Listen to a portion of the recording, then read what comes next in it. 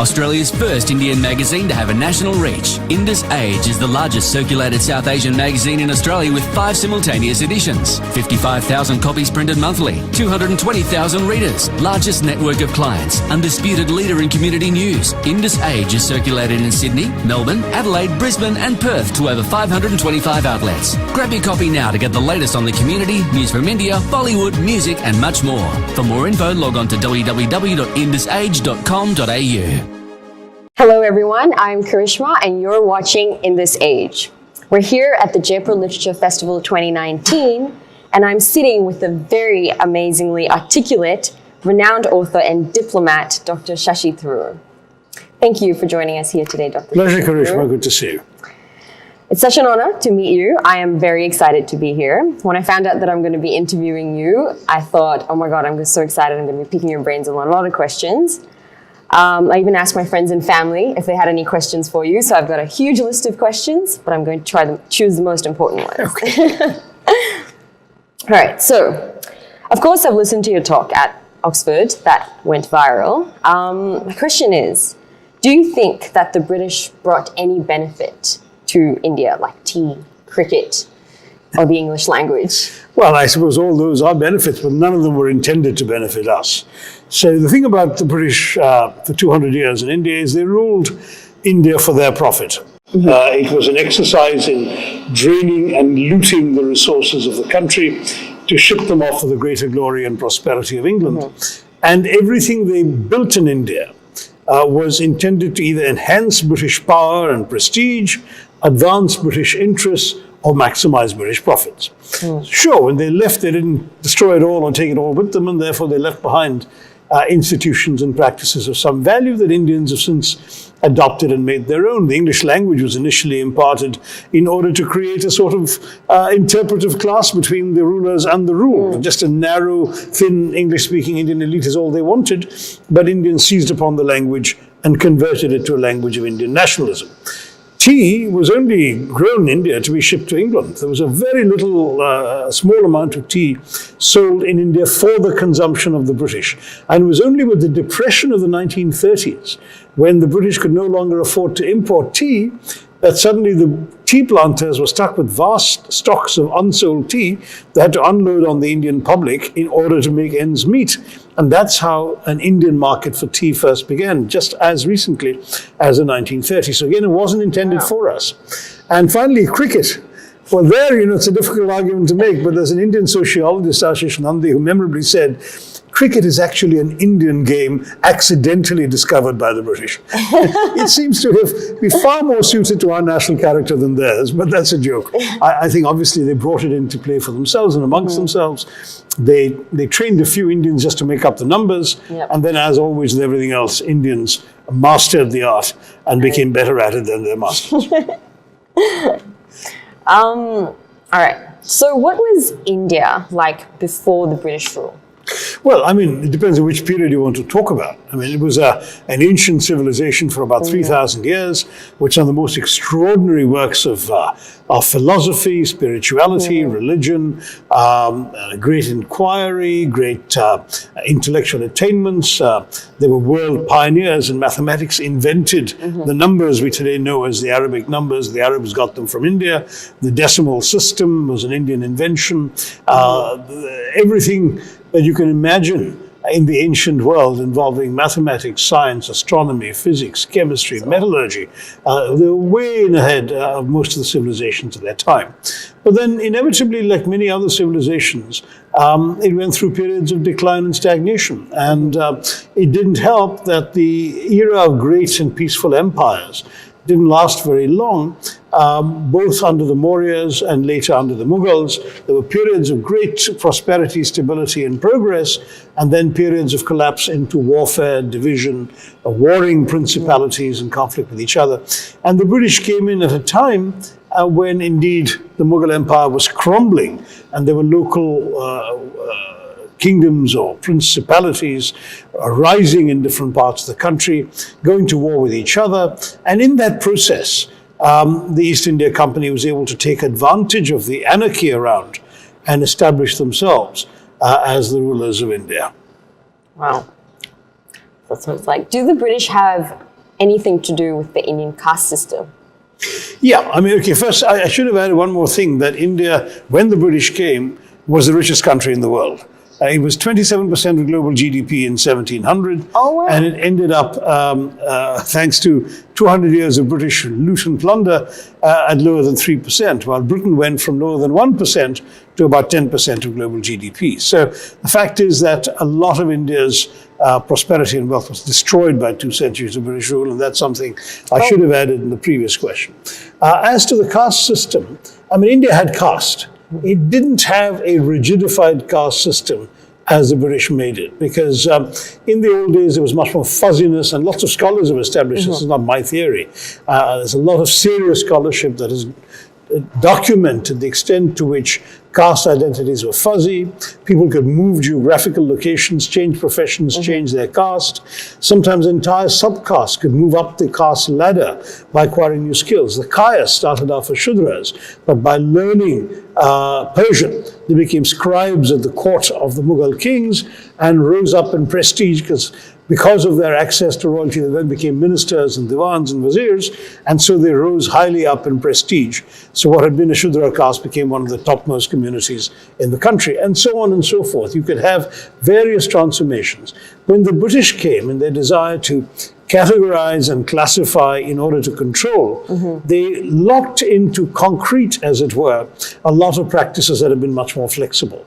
They forced Indian groups to self-identify much more narrowly in terms of caste, subcaste, religions, religious practices. They tried to codify everything, and in the process of codification, they set certain things in their path that frankly hadn't been so inflexible before. To give you one example, in Lucknow, the Muharram commemoration was done by Shias, Sunnis, and Hindus jointly for centuries. And it was a very eclectic sort of culture in Lucknow. The Nawab Wajid Ali Shah, the last Nawab of Awadh, he would actually direct personally a Krishna Leela performance every year, in which his begums played the gopis dancing around Krishna. Now, can you imagine such a place? And then what do the British come? They come and say, no, this can't be right. Muharram is a Shia tradition, therefore the Shias will be in charge of Muharram alone. And sure enough, within a few years, the Sunnis start objecting, sniping starts, stones are thrown, the first Shia-Sunni riots break out. Never happened before. Why did it happen? Because the British believed in setting everything into silos, into boxes. We've often written the map, the museum, and the census, which all seem so harmless, were actually instruments of colonial control and classification. So the Hindus and the Muslims were almost one before? They were much more integrated. I wouldn't say they were one, because obviously many Muslims are proud of their faith as very distinct, and many Hindus are proud of their faith as something they wanted to safeguard even in periods of Muslim rule. But the fact is that there was no particular sense of Hindus and Muslims as monoliths, as kind of impermeable groups that never mix with each other. On the contrary, historians have established vast numbers of examples of Muslims helping repair Hindu temples damaged in a hurricane, of Hindus going and praying at Sufi dargahs, of the two communities cooperating together. Even today, in Benares, the great Ram Leela performances in Benares, the masks are made by Muslim artisans. It's their profession. That kind of syncretism was much more typical of relations between the two communities across northern India. You had violence against each other, but they were not as Hindus versus Muslims. Shivaji, the great Hindu Maratha warrior king, had Muslim artillery captains and generals. The Mughals had Rajput Hindu generals fighting on their side against Shivaji. How can you see this as Hindu-Muslim? As you were speaking, I just realized a couple of words. I watched one of the videos, and you said that the English stole a few words from the Indian language. Well, loot is a word they stole into their dictionaries as well as their habits. But things like shampoo, for example, comes from the Hindi champo, which means to press, to knead. So when a servant would be commanded to come and wash their boss's hair by kneading and pressing, the instruction they had to give was champo, which became shampoo. Oh, wow. And of course, tug, or tug, as we say in English, is from the Hindi word tug. Tug, yeah. But tug was written TH to communicate the hard sound, and when English people saw it, they assumed it meant thug, so it became thug. All right, amazing. Okay, now I'm going to move on to the topic of Hinduism, which is your book, Why One of my Am I book, Hindu? yes, indeed. You mentioned that Hinduism doesn't have any rule as such. What about the no eating beef rule? So it's not universal. In fact, the great sage Yagyavalkya is one of the lawgivers of Hinduism in the ancient days, talking more than 3,000 years ago. Even then, wrote that he was personally fond of beef, provided the parts were tender. So it's silly to suggest that there were any prohibitions, proscriptions, or even prescriptions, in the sense that no one says you have to do A, B, and C in order to be a Hindu, because no one has the authority to say that. We don't have a pope. We don't have an imam to issue fatwas. We don't have a bishop to interpret the Bible. We don't have a Bible. We have multiple sacred books. We have no ecclesiastical. We don't even have a Sunday, because every one of the 7 days of the week has its own holy significance, and you can choose one to be your special holy day, devoted to a god or goddess, fast on that day, or go vegetarian on that day, or pray on that day, or the temple that whatever you want. I mean, it's Liberty Hall as far as faith is concerned. So where did this whole no eating beef come across? And how it was certainly a principle that many Hindus followed. But the way in which, for example, Muslims and Jews are forbidden swine, pork, bacon, and all of that, that kind of absolute injunction cannot exist in Hinduism, because there is no place to impose it. I would say a majority of Hindus don't eat beef. And a significant number of Hindus are vegetarian as well. It may probably go back to the influence of Buddhism and Jainism, which were early reform movements. Buddhism and Jainism are 5th and 6th centuries BC. And these are faiths which believe very strongly in the ancient Hindu principle of ahimsa, non-violence, but extended it to non-violence to all living beings. So the Buddhists, for example, in India preached very strict vegetarianism. And as far as the Jains were concerned, Orthodox Jains would even wear masks while walking in the street, and gently sweep the street in front of them so they don't actually accidentally step on an insect or ingest a small flying creature and kill it in the process. That was how far they took the ahimsa principle. Now, when Hinduism adapted to these reform movements, it borrowed a lot of ideas from Buddhism and Jainism.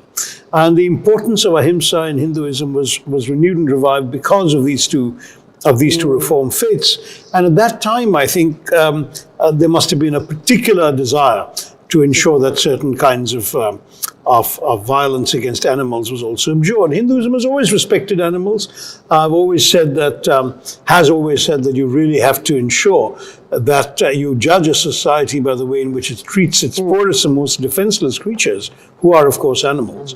So it's not as if we were a very strong meat-eating culture, but there's no denying that the Aryans, who, after all, gave us Hinduism to begin with, were nomadic meat-eating people.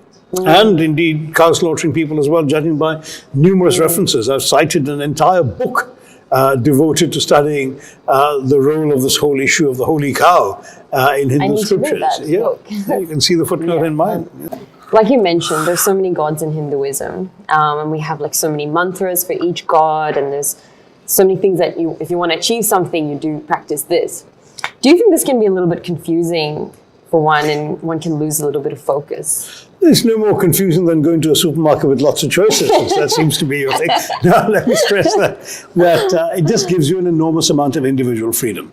That's the great thing about Hinduism. It basically says, don't look for God in the heavens, look for God within yourself. And if you're going to be searching within yourself, you have to decide what's most comfortable for you. Which texts, which values, which principles taught in these various schools of Hindu philosophy appeal to you. If you want a guru, there's an entire tradition that says it's perfectly all right for people who don't feel ready to seek the truth themselves to go through a guru, a teacher, a godman. But then you choose the one you want. There's no particular authorized figure to be godman number one, of the week. You pick any guru you feel speaks to you and speaks to your soul and guides you along the right path. In every respect, Hinduism gives you that enormous freedom of belief that makes it such a suitable religion for the 21st century.